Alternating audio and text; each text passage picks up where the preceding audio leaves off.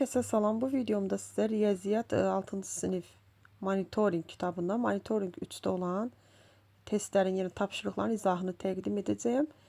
Buna vaxt məhdudiyyəti olduğu üçün hazır şəkildə yazaraq göstərirəm.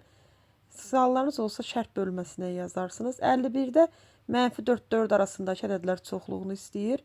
-4-dən 4 aralığında -3-dən 3-ə qədər olan bütün ədədlərdir. 52-də tənliyi soruşur. X-in qarşısında mənfidir və X özü də mənfi olduğuna görə oradan X müsbət çıxacaq. Tənliyi həll etmişəm sizin üçün. 53-də nöqtələri koordinat başlanğıcına, yəni sıfırdan olan məsafəni istəyir. Mənfilər nəzərə alınmır, onda müsbət halında toplanır.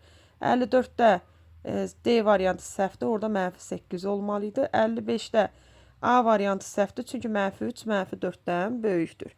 56-da da uyğun olaraq həlləri yazmışam sizin üçün. 57, 58, 59 məncə burada izaha ehtiyac yoxdur. Moduldan müsbət ədəd çıxır.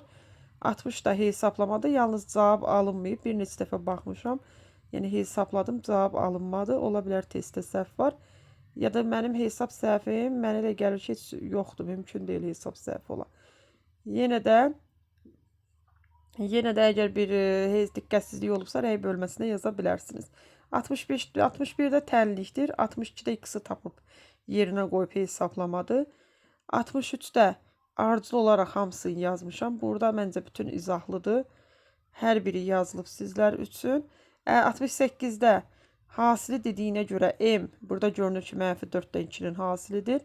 Və aydındır ki, -96 L ilə M-in hasili. M-i -8 tapmışıqsa, L-i tapmaq üçün -96-nı 8-ə bölməliyik. Yəni -8-ə.